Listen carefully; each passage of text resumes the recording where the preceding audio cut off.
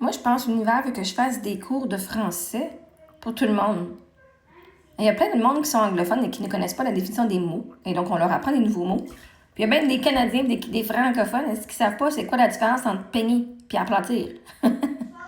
Là, tu les as aplatis, donc peigner. Joe, c'est parce que aplatir les cheveux, c'est utiliser un fer plat pour qu'on squeeze entre les cheveux et on fait... T'as même pas besoin de peigner ou de brosser tes cheveux. C'est plus recommandé parce que c'est plus facile. Parce que ça, on fait ça pogne les motons. Des fois, les cheveux pognent ensemble. Les motons. Mais peigner, allons voir la définition. Peigner, c'est qu'un peigne, OK? Le mot peigne est dedans. Un fer plat, ce n'est pas un peigne. OK? Premièrement, la définition de peigner, c'est démêler, lisser les cheveux avec un peigne. Est-ce que peigner et brosser, c'est la même chose? Parce que j'ai aplati mes cheveux. Je n'ai pas utilisé de peigne, mais j'ai utilisé une brosse pour les démêler. Et la définition de peigner, c'est de démêler avec un peigne. Exactement, tu as parfaitement raison, Marie-Ève. Le verbe peigner vient du mot peigne. Donc, littéralement, peigner égale démêler ou coiffer avec un peigne. Tandis que brosser signifie coiffer ou lisser avec une brosse. Peigner, en résumé, peigner, c'est qu'un peigne, dent espacée, souvent pour démêler avec précision. Dent espacée ou fine, souvent pour démêler avec précision.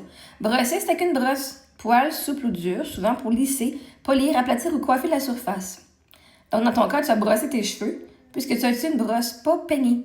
Mais les deux verbes peuvent s'utiliser dans un sens plus large, quand on parle seulement de se coiffer, même si ce n'est pas la même chose. Tu pourrais dire, j'ai brossé mes cheveux, je les ai pas peignés. Ou j'ai fait mes cheveux, mais j'ai pas eu le temps de les peigner. J'ai pas eu le temps, j'ai pas de peigne.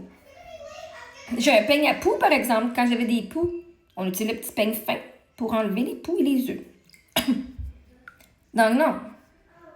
Aplatir, c'est avec une machine, un article, qui est comme en pince et qui chauffe.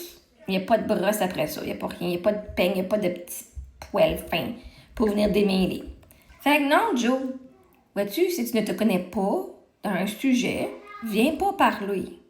Mais en même temps, merci parce que là, tu me permets d'éduquer les gens comme toi sur c'est quoi la différence entre peigner, aplatir et brosser.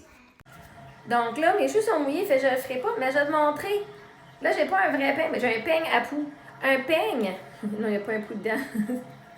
C'est une petite graine, ouais. OK, on a ça ici.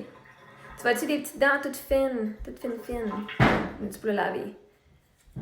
Toutes tes petites poils, tu vois-tu? On voit très bien. Là, c'est fin, OK? Ça, c'est un peigne. Il y en a avec des dents plus larges, il y en a qui sont plus gros. Ça, c'est une brosse. Ouh! Il y a plusieurs choses, ça va bien.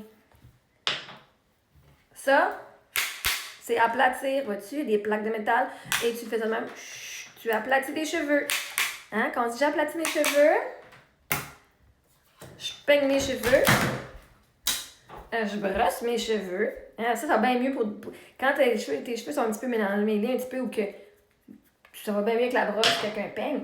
Ça, c'est un fer à gaufrer les cheveux. On gaufre les cheveux. Différence entre gaufrer puis aplatir. Là, tu vas le savoir quand tu vas avoir une blonde, là. Puis ça, c'est sécher les cheveux. J'ai un beau Dyson. C'est sécher les cheveux. Pour tes cheveux mouillés deviennent sèches. Et ça, parce que le fer plat, tes cheveux devraient être sèches déjà.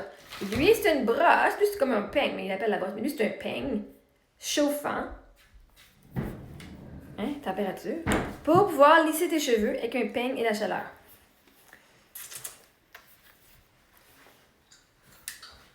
Et tu peux même le faire avec les cheveux mouillés, celui-là. Pas mouillé, mais genre humide, c'est correct. Fait que différents langages, si tu veux en être l'expert merveilleux, tu viens pouvoir commencer à utiliser les bons mots maintenant.